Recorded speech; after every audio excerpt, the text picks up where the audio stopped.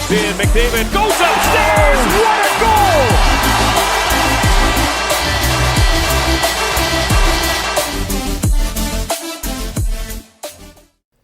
Hey guys, how's it going? It's Etanyos here. Welcome to episode 5 of this NHL 20 Journeyman franchise mode, currently with the Winnipeg Jets. For this 5th episode, we are going to be heading into the 2021 NHL Entry Draft, where a franchise defenseman is currently sitting at the top of the prospect list. We personally, as the Winnipeg Jets, are coming off a rather disappointing playoff loss, where we were 3 games away from the Stanley Cup and just could not get things done. So, in this episode, we're going to look to potentially strengthen our team. I'm not exactly sure who is expiring on our team, but by the looks of it, it says there's a lot. It says there's 16. So, Patrick Laine, Nick Jalmerson. Yeah, we got a lot of guys that are going to need contracts and possibly are not going to get them, to be honest. So, what about goalies? Our goalies are good. Okay, so that's a relief. But Patrick Laine is still going to be stupid expensive. So, let's jump into this 2021 NHL Entry Draft, where the the Carolina Hurricanes, by the looks of it, are going to win this franchise defenseman. And 80 rated offensive defenseman, man, that's a scary pick for us. I mean, not so much for us, but still a really good pick. And Columbus gets Trevor Wong, so that's pretty good. Vegas gets Sillinger. That's too bad. Who else? Vancouver, please make a good pick. There you go. Reed Sabourin. That's a nice defender. Where do we even have a pick in here? I can't remember. If we do, it's going to be we traded it to Tampa. So yeah, Tampa has 2 late first-round picks, but we do have the 34th overall pick. We just missed out on Gunther. Okay.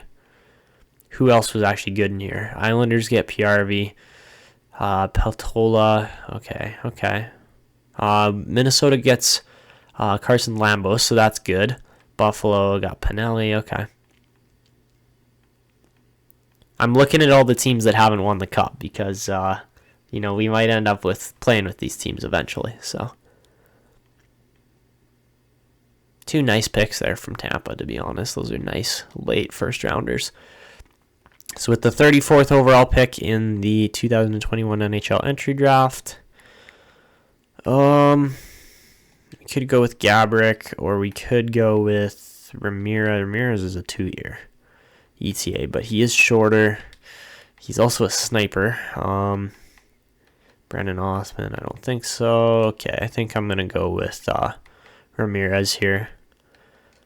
So, 69 rated. That's pretty solid there. Dane Ramirez, a little bit small, but to be honest, with simulations, that's not going to make much of a difference. He's already got a good shot, so that's another nice winger pick there for the Winnipeg Jets. Who did we miss out on in this round in between our picks? By the looks of it, nobody really. Oh, hey. Makela here, or Makela, I don't know how you say it, but really good player there in the second round. 74 rated to be exact. So yeah, 5 rating difference. That one kind of hurts, but whatever. There is an elite here in Brent Clark. We're going to pick him up because, we're 7 picks off, whatever. We'll take an elite over just a regular defenseman. So yeah, Brent Clark to the Winnipeg Jets. 3rd round pick. I mean, we're going to be picking late every single round. Who did Tampa get right after Brent Clark? Medium 9. Okay. And anybody else who's actually good in here? So the Boston Bruins land a medium top 4 and Winehandle there, or Wienhand, I don't know how you say it. Anybody else really good in here? Nope. So entire 3rd round is a bit of a bust, to be honest. And look at that. We got another elite defenseman just sitting there waiting for us. Jack Fay. How you doing? Even better rated than Brant Clark, but the elites, they are probably going to help us out. We might end up trading those guys, to be honest, because, we're trying to win now, and rather than later. Hence why we traded away the first round picks to the Tampa Bay Lightning to get Sergachev. And we got a low elite here in Ulanov, 5-year ETA. Again, yikes. Long waits on these guys, so I think we might just end up trading them. When's our next pick? Because there's two. Oh no, that's not what I wanted. Okay, so we got Ulanov at 129, and then at 130, the 136, 146, 146. We got Carlson. Yeah, I don't think we're gonna land both of them, so I'm gonna take Ulanov now because he's a 5'11" two-way forward. Decent pick, and I do believe we are just going to miss out, yeah, on Christensen there. Or no, not Christensen, Carlson. But there was also Christensen in there, who's actually a better pick than any of the other low elites. And he ended up going to Pittsburgh by the looks of it. So getting down to the later rounds here, not as much to choose from when it comes to picking players, but we can always sort and see how players end up. So Drury will probably end up taken pretty soon here. I think I'm going to go with Kavanagh here just for now because, decent pick for where he's at, and he's a low bottom 6. Yikes. Okay, so 30 picks later, missed out on like one player, maybe two. Not even, I know our 5th round pick was pretty bad there, but was it 5th? I guess it was. Yeah, no, there really wasn't a lot, but there was a couple decent low elites in that last round. But we're going to go with Drury now. Justice, is that his name? Justice Drury. Okay. So Drury, how does he turn out? Fringe starter. Not the greatest, but you know what? That's going to be pretty much it for the draft. Maybe a crazy 7th round elite lands like Mark Stone or something like that, but you know what? We're not going to see it because we're simming the end of the draft. And yeah, I mean, Clark, Fay, Ulanov, even Ramirez is a really nice pick at 34. I'm not complaining about that draft. We are probably going to be trading away those 2 medium elite defensemen just because we need pieces for now rather than the future. If this was a long, just Winnipeg Jets franchise mode, yeah, we would keep those guys because they are eventually going to turn into NHL studs. But right now, they are a long way out and not going to hold the value that they currently have probably for a couple of years. So that's what we're dealing with. Got a lot of scouts and different players to re-sign, but yeah. We'll also have to check out who the free agents are, because if there are some really big free agents, we might be looking to clear cap space or something like that. I doubt that's going to happen. I think we have the core of this Winnipeg team here. And to be honest, I don't think we have more than a year left with this Winnipeg team as well. So we might have 2, but I'm honestly not sure. It doesn't tell you how long your contract is or anything like that. So yeah, Patrick Laine there is expiring as an RFA. Yeah, where would you find that setting as far as where is your team projecting to be in a year or two? Or not your team, but your manager. Where is your contract going? That kind of thing. So going to the contracts here. Patrick Laine, 90 rated. He's going to want... Actually, that's not that much money, to be honest. That's actually pretty decent. I'm impressed with him. Unfortunately, Joe Emerson does not want to re-sign, which is a bit of a problem right now. And, well, he wants at least $4.5 million. So... Also, Adam Lowry does not want to Dang it, there's a lot of guys here that are like, no, I don't think I want to stay with this team. Why not? We were literally 3 games off of the Stanley Cup. Man, come on. So, yeah, by the looks of it, not going to have a ton of contract issues, but we are still going to have to get some stuff done as far as contracts go. And yeah, unfortunately, Jan Bednar did not grow nearly as quickly as I had hoped. We're going to offer Laine the $7.7 million for 2 years. It's a nice deal. And, well, Hjalmarsson, I don't know. If we try to go $5 million for 2 years, is that too much? I think we just hold off and see what kind of UFAs are remaining here. We'll go with Roslovic there for a year. We'll go with Adam Lowry for 2. Hopefully he signs, but he's probably going to want more money. As far as Appleton goes, he's got a nice little contract there. McCarron there, he's 6'6". He's a monster of a player. Jeez. This guy does not want to re-sign, but we will give him the max there for a year. Pullman, yeah, he's not going to be he's like an AHL defenseman, so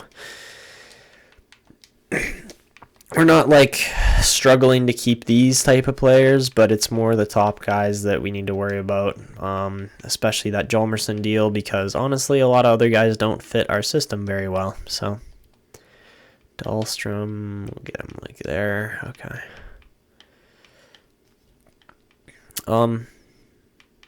Where was Ramirez playing? Okay, he was in the USA, so he's going to come into our team right away.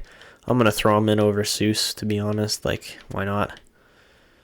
Lundmark, screw it. Hand him the contracts. Urkamps, he's been sitting in our system for a couple of years. I think we drafted him last year. Yeah, he's a 6th rounder in 2020. And then, Faye, we could try to grow. His skating's not the best, but we could see him some improvement. So let's see. Jack Fay, I will hand him a contract. The rest of these guys I'm going to wait on, simply because I just don't know how they're going to turn out. So that is our current situation with the team. Nick Malek currently looking like our best goalie prospect. Besides that, I think we are just going to sim to free agency here. Hopefully some of these guys are going to accept. And all the coaches, I would assume all the coaches are going to re-sign, because, I mean, we were, again, not going to have to state it more times than 3 games away from the Stanley Cup last episode. If you guys missed it, go check it out. It should be a playlist on my channel or something like that. Lowry wants more money.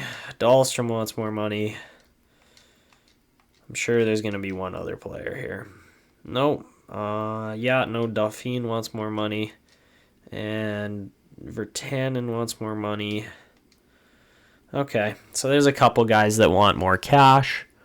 That's usually how it goes. So yeah, you can see we got $9 million right now. I'm just going to hold off on Hjalmarsson, because, I mean, if we go and look at our defense, 1, 2, 3, 4, 5. Yeah, we got 5 solid defenders, but I don't want to drop $5 million on Hjalmarsson for a single year. So that's kind of why I'm hesitant on this. So besides that, who else didn't re-sign? You can sign Seuss, I guess. But it was the centers. Yeah, Adam Lowry, he's going to need like $2 million for 2 years here. That's kind of what I'm expecting. And then Dauphine, we're going to have to hand him like 9.25. And we'll try that. So we're only going to have about $7 million or so to offer in free agency. So we'll probably just be targeting one defenseman kind of thing. Adam Lowry really didn't accept that. Wow. Like, come on. Maybe we let Adam Lowry walk and then pay him less out of free agency, because that is... Like, why doesn't he want to... He just wants more money. And I offered him $400,000 more a year than what he's normally... Okay, we're going to let him expire. And then we're going to try to re-sign him in free agency, because that is, to be honest, just plain stupid. So, we're going to let 3 guys expire here. Yeah, let them expire. And then... everything else here, I think we're just going to leave as is. Not really worried about those kind of things. As far as the trade block goes, let's see what we got to strengthen our team in free agency. So mainly forwards by the looks of it. Honestly, Goligoski's one of the better defenders in here overall. Ooh, Ryan Murray would be nice, but apparently he doesn't fit our team at all.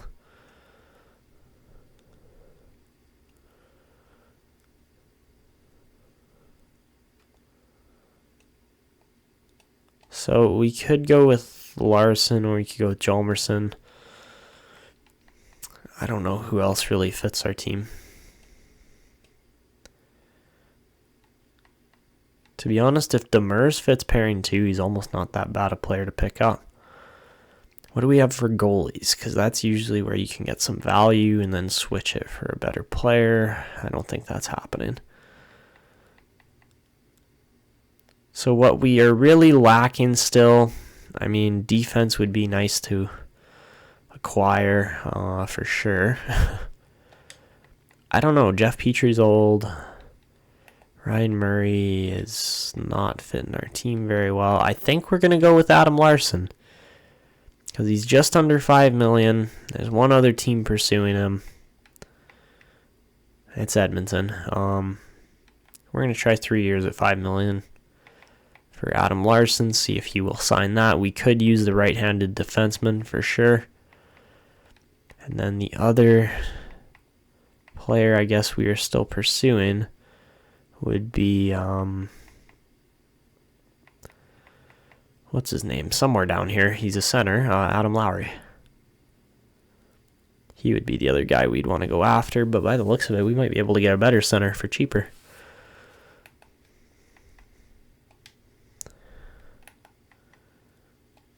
Maybe not.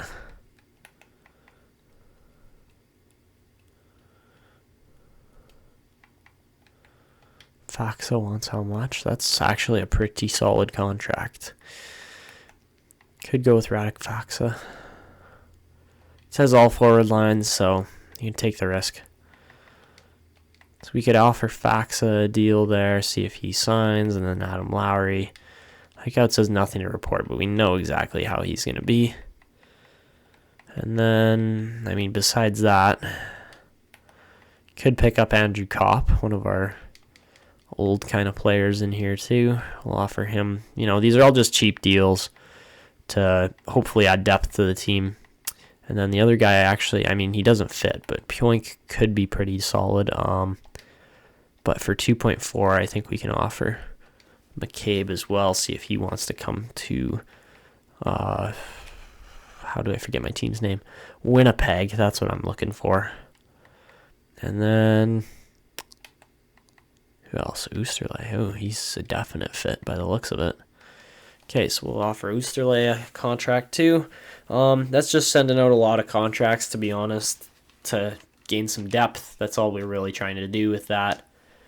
They offer us Jared Spurgeon. I don't really want him, but that wasn't a terrible deal. Lowry signs, Kopp signs, McCabe did not, Faxa did not, Larson does, Oosterley does. Okay, I think we got everybody who I intended to. Not as strong at center as I was hoping, but we still landed some good players there in Lowry and Kopp. As far as the defensive end goes there, we also landed Jordan Oosterley as well as Adam Larson. So I think our defense is right where it was last year, right around the same. Maybe it'll improve a little bit, but I honestly don't think so. I think the morale decreased just enough from our team losing in the finals that we're not going to have that kind of boost that I was hoping for. These players are still looking really good. I don't understand why Ehlers is down at a 83 now. That doesn't make sense. Of course, it's all morale drops here, of course. Like, thanks, morale. I love it when you do that. Man, okay.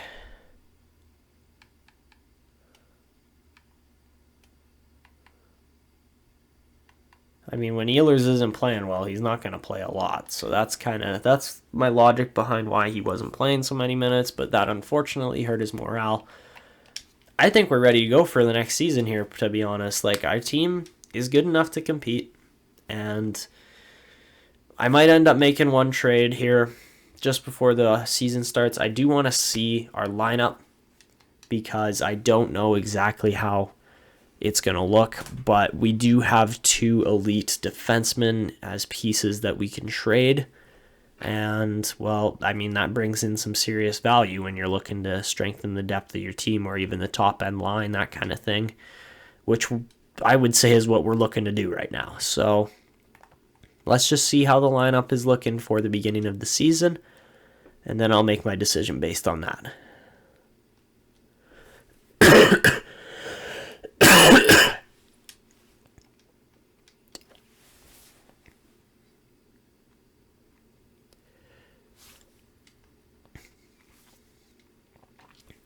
So, end of the season ticket drive, we've sold 96% of our tickets. I would assume that all the fans want to come out and watch this team that just about won them a cup. So, yeah. We're still in as manager, but once that, they want another top 4 defender? Okay. Interesting. I would say our defense is actually more solid than our forwards, but whatever. Win our regular season home opener, all that good stuff. But here are the lines. So, not great. Not bad, but they're not great. I still want Nick Ehlers up on my top line. Like, I still think he's a great player. And, they get the chemistry there, so why not? As much as I like Killorn, I just don't think he's working out so well on that line, unfortunately. We're really not getting any chemistry on the bottom 6. Like, yikes.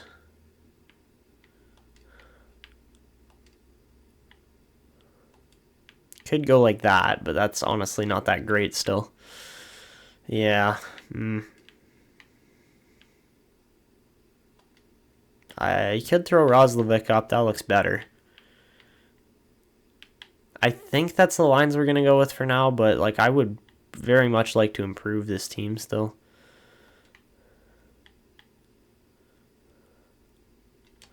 There's just no like these 2 guys fit our second line really nicely. Like I'm really happy with Fisher and Trocheck for how they fit our team, but as you can see, the rest of our team is not exactly on that same level of cooperation or working together.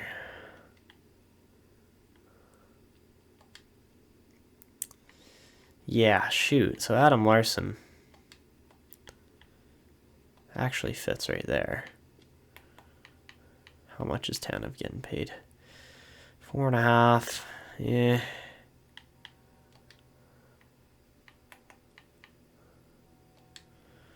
Honestly, Tanev and Larson are like the exact same player. It's just Larson's a little bit younger and a little bit more expensive.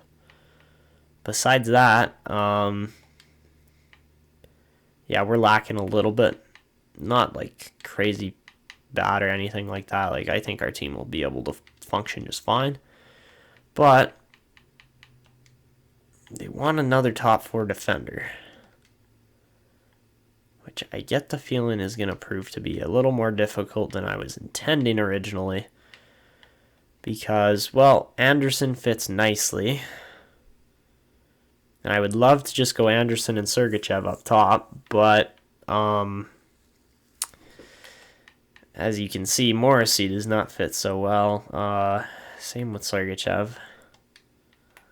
So we need a guy that can actually sit on the second we need a guy that can sit on the second pairing and play that, because our second pairing's what? It's a hold line balanced. That is a pain, man. That is an actual pain in the butt. Hold line balanced. Dang.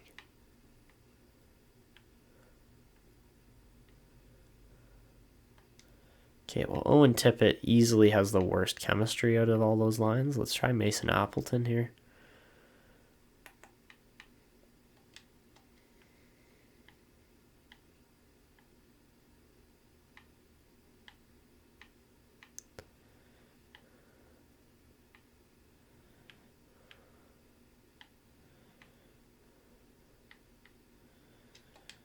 That's really strange.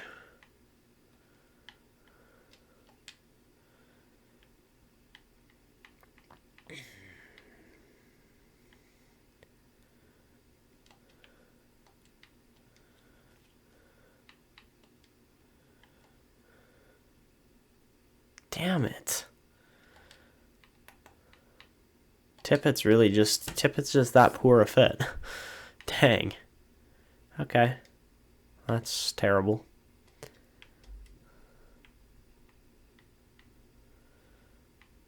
Okay, so I think we got to make a trade here. They want us to improve our top 4 defenders. To be honest, that's not the best situation, like not the most ideal, because I would prefer to actually get a lower kind of player there, because there really is not any chemistry here between these guys. Yeah. So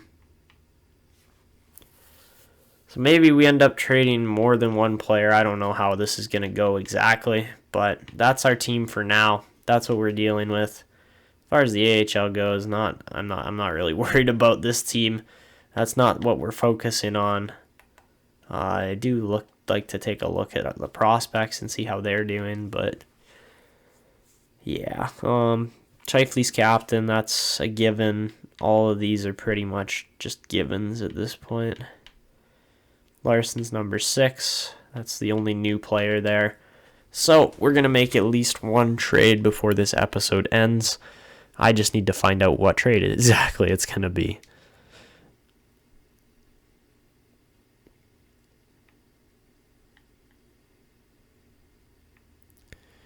Very interesting draft class for sure. Lots of defenders up at the top. And you guys should also remember that these are my own custom rosters. So, actually, wait, are they? Never mind, no, they're not. But Shane Wright and Matthew Savoie still ended up 6 and 7 out of the entire place there. I didn't edit them at all. I believe they're both medium elites. But there are a couple other guys in here that look quite promising. That's the draft class, but what we're actually focused on is our team and upgrading our team. So, in the proposed trade, let's see, first off, who's on the trade block that actually we want as far as defense goes. And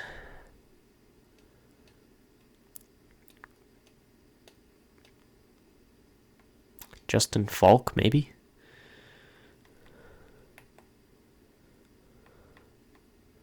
He is only 29, but he doesn't fit our team all that well. Parayko, maybe, but no. Parayko, he's possible. He's a possibility there, Colton Parayko. Besides that, don't have a lot of options, really. So, we can try to go to St. Louis. You know, this team that beat us 2 years ago, I don't know if we've sent them into rebuild mode or what's going on here now, but by the looks of it, they are slightly struggling. It looks like they're trying to send away a lot of guys, so Vince Dunn also looks like, I mean, if he fits pairing 2, I'll take him. But that's also $9 million worth of contract space that we just don't have, to be honest. So, guy that I'm looking to move is Chris Tanev. He's got 4.5, so he's half of that money. But obviously, we still need to clear a lot more cap space than that. So who is also worth at least 4.5 here? That is not beneficial to our team at the moment. Honestly, I would almost say Adam Larsson. Yeah, as bad as that sounds, Adam Larsson just, like, he's the exact same as Chris Tanev. They both don't fit that well. Oh, yeah, no, Brian Little would probably be a slightly better option. And then if we go those two, along with, I'm going to try Brant Clark just because he's playing in the OHL, I assume. Maybe not. I'd assume he'd go back to the AHL or OHL. We could try this and then try to land a pick maybe as well. So I doubt St. Louis's pick is worth that much. So we could try this. We're going to try this. Even though, yes, Brian Little fits our system and he's a long-term veteran player, we need the defense. We need the fitting chemistry, which we really just don't have overall with the defense right now. And they wanted us to improve our top 6. So that trade goes through. We land some fairly decent players from the St. Louis Blues. I know it's an interconference trade, but we are coming out with the better players for sure. As you can see, our team status goes up to champion. But yeah, I don't like it when the coach touches my lines.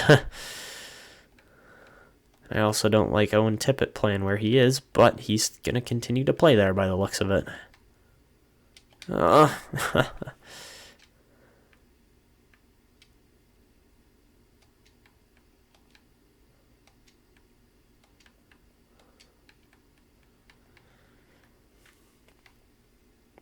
And almost ta-da. Not quite, but almost. Oh.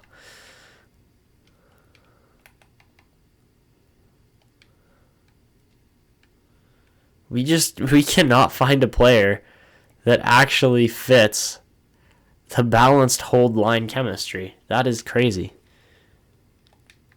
I mean, the defense looks sick now. It really does. Like, I have to say. That is one of the scariest looking defensive cores you're going to have. But there's just no chemistry. Just absolutely no chemistry with it. Which is too bad, because like these guys having a +2 or +3 or +5 chemistry boost would be ridiculous, first off. And second off, well, I mean, we got these guys here like Heinola. Trade him for a better forward piece, possibly? Is that like... That's something I wouldn't mind doing, to be honest.